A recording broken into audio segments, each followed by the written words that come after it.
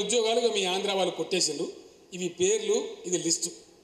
అంటే ఇవి వాళ్ళని వాపసు పంపించి ఆ ఖాళీలు మీకు ఇస్తే మీరు సమ్మె మానుకుంటున్నా అంటే మానుకుంటాం. మనం బ్రహ్మానంద రెడ్డి 69లో ఇష్యూ చేసిన జీవో, ఆ GO number 36 that has never seen the light of the day.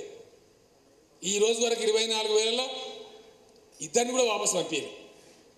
దాని తర్వాత ఎన్టీ రామారావు వచ్చింది ముఖ్యమంత్రి. ఎన్టీ రామారావు వచ్చిన తర్వాత ఆయనకు తెలుగు గంగ పెట్టు ప్రాజెక్ట్, తెలుగు గంగ ప్రాజెక్టు మొదలుపెట్టి దానికి ఇంజనీర్లు రిక్రూట్ కాలేదు. ఎక్కడి నుంచో తెచ్చేయాలి కదా. తెలంగాణ నుంచి ఒక 350 మందిని డెప్యుటేషన్లో పెట్టినాడు. రాయలసీమ 350 మందిని డెప్యుటేషన్లో పెట్టి పని చేయమని. సరే వీళ్ళు పోయి జాయిన్ అయ్యారు, గవర్నమెంట్ ఆర్డర్ కదా అని పని చేస్తున్నారు. అక్కడ రాయలసీమ ఫ్యాక్షన్ లీడర్సు, రాయలసీమ ఉద్యోగ సంఘాల నాయకులు వీళ్ళని బెదిరియడం, ఇవి మా ఉద్యోగాలు మీరు ఎట్లా చేస్తారు.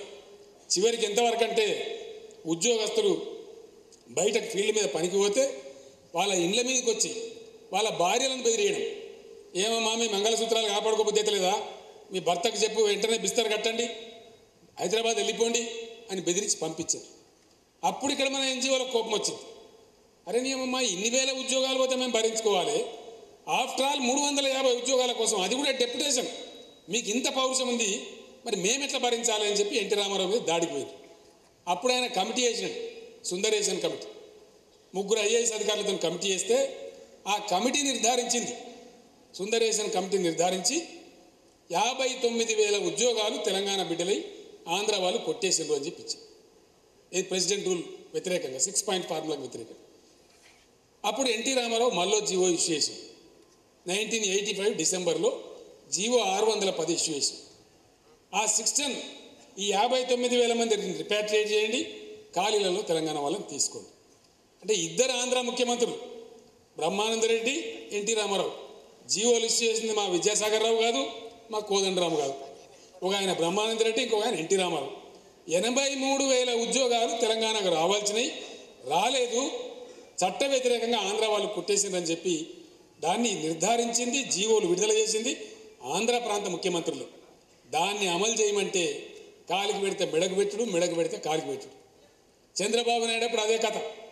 నేను లొల్లు పెట్టి పిడికిలు ఎత్తంగానే మనం చేద్దామండి, న్యాయం చేద్దాం తెలంగాణకు అని ఒక శాసనసభ సంఘం వేసింది. దాన్ని ఆ సంఘంలో నేను మెంబర్, నాకు ఆచారం బాగలేదు. ఒర్రి చెప్పి చెప్పి చెప్పి చెప్పి చంద్రబాబు నాయుడు ఆగమైపోయింది తెలంగాణ దెబ్బకు. మళ్ళీ రాజశేఖర రెడ్డి వచ్చి ఆయన శాసనసభ సంఘం వేసిన ఆ పుణ్యాత్మ. ఆ తర్వాత ఆయన పోయిండు. తర్వాత ఒక్క మనిషిని కూడా రిపాట్రియేట్ చేయరు. ఇంజనీర్ల దాంట్లో మొన్న ఎంతమంది కన్నా మీకు వచ్చేది ప్రమోషన్లు అవి తెలంగాణలోకి, ఇది ఎస్సీలుగా సిఈలుగా, ఈలు ఎస్సీలు.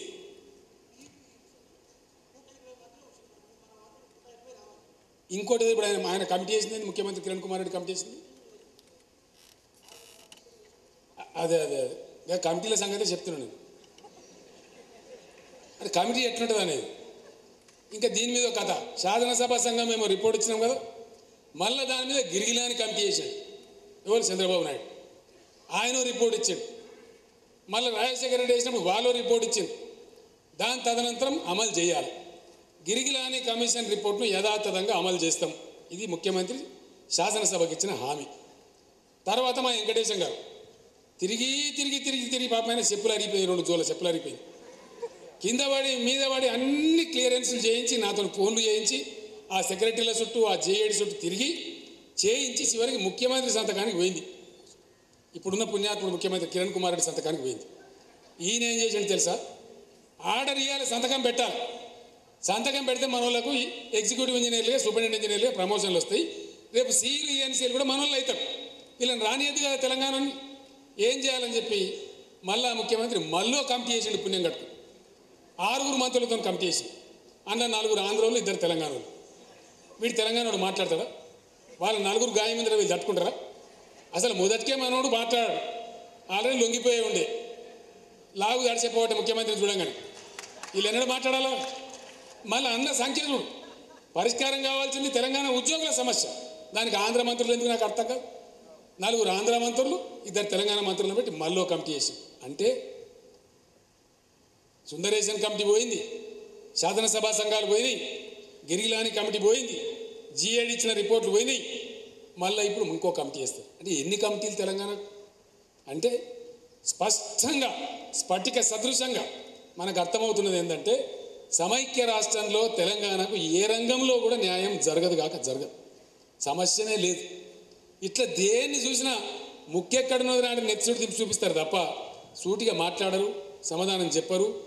ఇక పోతే మాట్లాడితే ఆర్గ్యుమెంట్ చేస్తే సబ్జెక్ట్ మీద మాట్లాడాలి కదా, పాయింట్ మీద డిస్కస్ చేయాలి కదా, అది చెయ్యరు. గాయ గత్తర పెట్టి నువ్వు నల్లగా ఉన్నావు, నువ్వు తెల్లగా ఉన్నావు, నువ్వు పొట్టిగా ఉండేది, నువ్వు పొడుగున్నావు, నువ్వు పొడుగుండేది ఉండే, నువ్వు పొట్టిగున్నావు, ఈ మాట వ్యక్తిగత నిందలు పిచ్చి పిచ్చి కూతలన్నీ మాట్లాడతారు తప్ప ఆర్గ్యుమెంట్ లేదు వాళ్ళ దగ్గర. మాట్లాడు లొల్లి గాయి బొబ్బ పెడతాం. నేను ఒక్కటే ప్రార్థన మీతో కోరేది, దయచేసి ఒక్క విషయం ఎప్పటికీ మన మైండ్ మీద ఉండాలి. మీరంతా విద్యార్థికులు, ఇంటలెక్చువల్స్, వేల మంది విద్యార్థులను ట్రైన్ చేస్తారు ఎవ్రీడే. అనేక మంది సంఘంలో మీరంటే ఒక గౌరవం ఉంటుంది. మీ గ్రామంలో కావచ్చు, మీ మండలంలో కావచ్చు, మీ జిల్లాలో కావచ్చు, మీరు ఎక్కడ పనిచేసినా మీ స్వస్థలంలో you people command lot of respect. ప్రజలను కూడా మీరు ప్రభావితం చేయగలుగుతారు.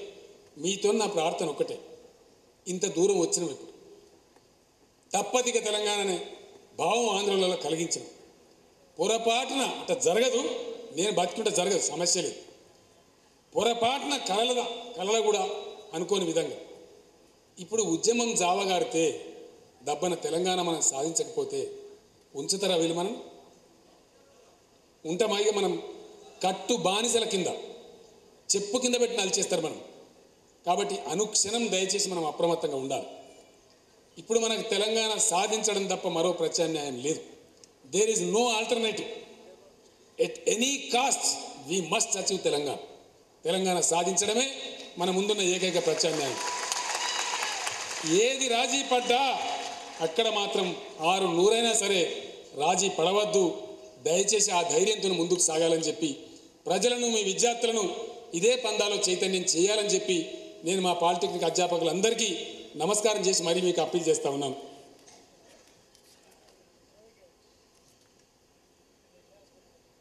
సో ఆ రకంగా ఐక్యత, మనం కాపాడేది ఐక్యత. ఇప్పుడు అనేక రకాలుగా మనకు ఐక్యత వచ్చింది. ఆ ఐక్యతనే మనకు శ్రీరామ రక్ష. మనం ఏం చేస్తున్నామంటే కొన్ని సందర్భాలలో సందర్భం ఏదైనా ఐకమత్యంగా ఉండాలి దయచేసి. అది ఏ సందర్భం అన్నా కావచ్చు, ఏ సిచ్యువేషన్ అన్నా కావచ్చు. ఉద్యమ సందర్భం, ఇలా సకల జనుల సమ్మె, జేఏసీ కాలిచ్చింది, అందరం ఐక్యంగా ఉండాలి. యథాశక్తి కంట్రిబ్యూట్ చేయాలి. ఎవరో చేస్తారులే మేము చూస్తామని అనుకోవద్దు. మనం ఎక్కడున్నోళ్ళం అక్కడ, ఏ బస్తీలో ఉన్నాం ఆ బస్తీలో, ఏ గ్రామంలో ఉన్నాం ఆ గ్రామంలో, అక్కడ ఉన్న ప్రజలను ప్రభావితం చేయాలి, విద్యార్థులను ప్రభావితం చేయాలి, యువకులను ప్రభావితం చేయాలి. కమాన్ బ్రదర్ పోరాడండి అని చెప్పాలి, కూర్చోబెట్టాలి, మాట్లాడాలి, ఒక ఇంటరాక్షన్, నలుగురితో మాట్లాడటం. మనం ఏం చేద్దామని అనుకొని మనం ఏం కంట్రిబ్యూట్ చేద్దామనే భావనతోని దయచేసి ఆ విధంగా కంట్రిబ్యూట్ చేయాలని చెప్పి నేను కోరుతా ఉన్నాను. అది సమ్మె సందర్భం కావచ్చు, ఉద్యమ సందర్భం కావచ్చు, పోరాట సందర్భం కావచ్చు, లేదా రాజకీయ సందర్భం కావచ్చు, మనం ఒకటిగానే ఉండాలి. లేకపోతే కష్టమవుతుంది. మనకు ఐకమత్యం ఒకటే మనం కాపాడుతుంది, అంతిమ లక్ష్యానికి చేరుస్తుంది. లేకపోతే దెబ్బతినే ప్రమాదం ఉంటుంది. మనం కొన్ని సందర్భాలలో ఏం చేస్తున్నామంటే అసలు అసలుగా అన్నట్టు ఎన్నికల సందర్భం రాగానే తలాకో దిక్కుపోతున్నాం. తలాకో దిక్కుపోయే వరకు ఏమవుతుంది? ఇప్పుడు ఏం జరుగుతుంది? గాడిదలకు గడ్డేసి ఆవులకు పాలు పెడితే పాలు వస్తాయా? ఆవులకు గడ్డేస్తేనే పాలు వస్తాయి. కానీ మనం ఏం చేస్తున్నాము? ఇప్పుడు గెలిపిస్తే మీ రాజీనామా పెట్టడం, మీ దండం పెడతాను తిరగబట్టి వాడేమో పెట్టడా. నేను పోతే కోదండరాంబాయ్ వాళ్ళ ఇంట్లో చుట్టూ తిరిగితే మీ సంజాయిస్తే మొన్న వచ్చినట్టే వచ్చి మళ్ళీ ఆయన వెనక పోయి జర నిలబడి 4 రోజులు ఆ మాట మీద గట్టిగా ఉండునంటే వచ్చినట్టే వచ్చిండ్రు, రాజీనామాలు పెట్టినట్టే పెట్టిండ్రు, మళ్ళీ పోయిండ్రు. అంటే మరి ముందుగానే స్పీకర్తో మాట్లాడుకున్నారా? ఏందో నాకు అర్థం కాలేదు. నువ్వు వచ్చినట్టు చేయి, నేను 8 సెట్ చేస్తా అంటారు చూడు. తెలంగాణ నాకు అదే అనిపిస్తుంది సార్. మరి ఈ తెనాలి రామకృష్ణతో కథ ఉన్నది. ఒక దగ్గర ఏమైందంటే చెప్పాను, మీకు బోర్ కొడతలేదు కదా.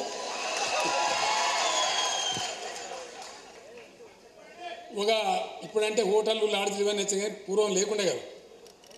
లేనప్పుడు ఏమైందంటే ఒక దగ్గర పూటకుళ్ళ ఇల్లు అని ఉంటుండే. అప్పుడు అంటే పోతున్న బాటసార్లు పోతే వాళ్ళకి పైసలు ఇచ్చి స్నానానికి పోతే వచ్చే వరకు వంట చేసి పెడతారు అన్నమాట.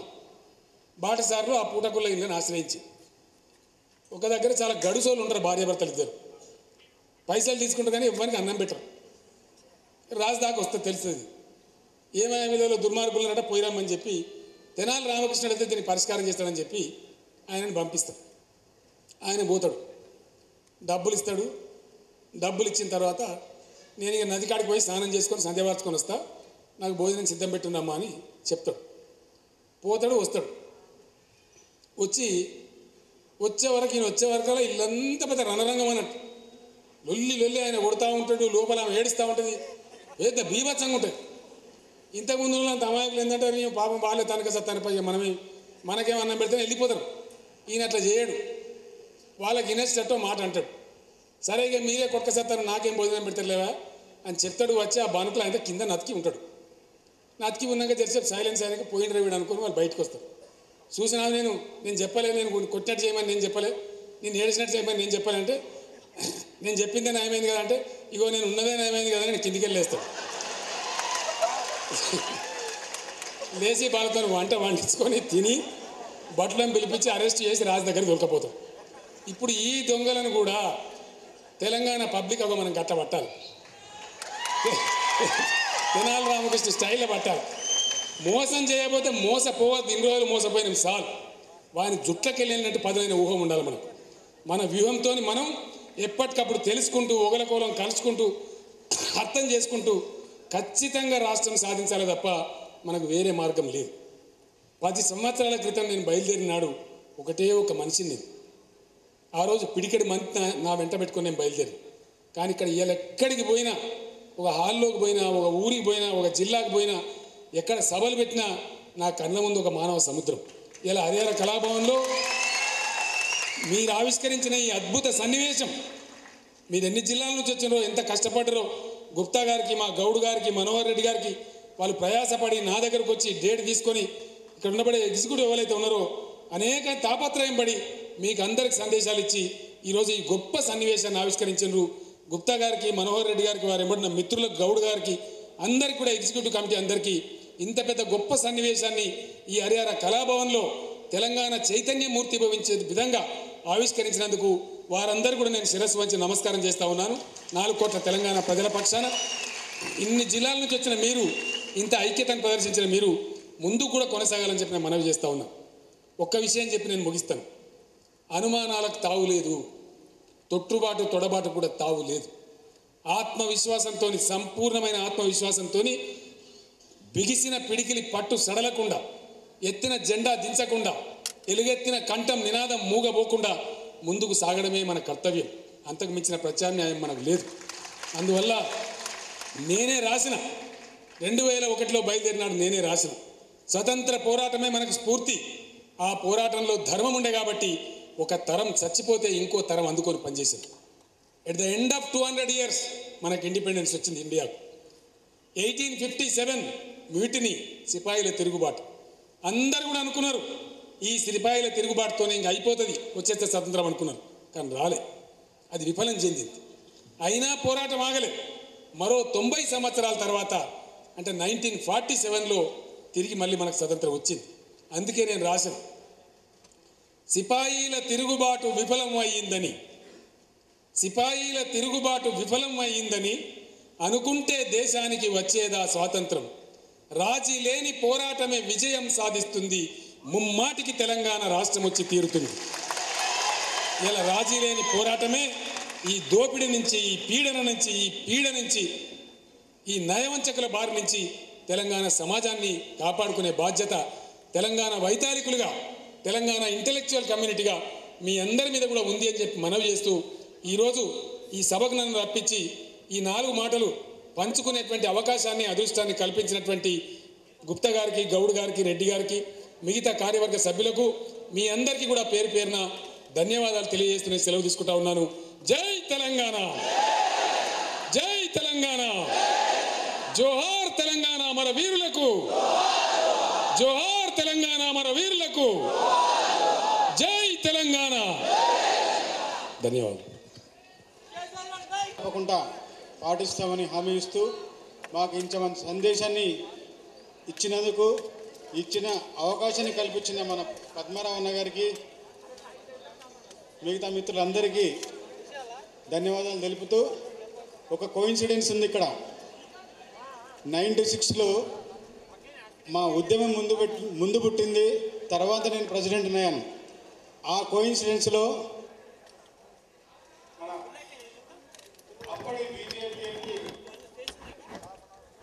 నాయకుడిగా ఉంటూ మన విద్యాసాగరరావు గారు, అప్పటి మంత్రిగా ఉన్న మన కేసీఆర్ మా సమస్యల పట్ల ఎప్పుడు కూడా ముందుండి మా డిపార్ట్మెంట్ అవకాశం ఇచ్చారు.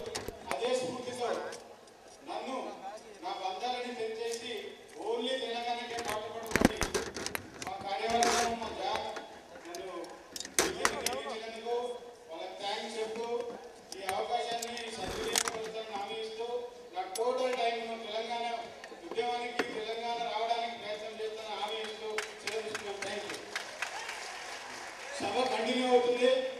కేసీఆర్ గారు బిజీ షెడ్యూల్ వల్ల వారు బయలుదేరుతారు. మిగతా ప్రోగ్రామ్స్ అన్ని కంటిన్యూ అవుతాయి. దయచేసి అందరూ కూర్చోవాలని ప్రార్థన. గాలి కింద తెగిపోయిన శిరస్సులు రాజరికం కత్తి మీద నెత్తుల్లా గాయమ దొరవారి గడులల్లో బలబలమ దొరవారి గడులల్లో నలిగిపోయిన న్యాయమ ఆంధ్ర వలస తూటాలకు ఆరిపోయిన దీపమా మహాపాలన బల బల బల బల బల బల మా పాలన మా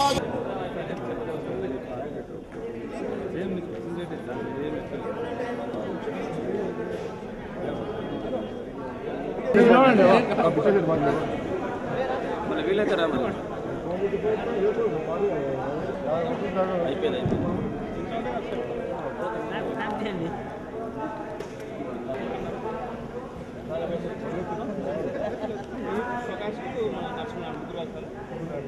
సినేట్రా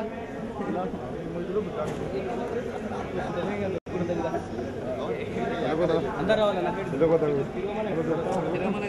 దానికి యాద లేదనుకో ఫోటో పెట్టాం ఇంటికనే.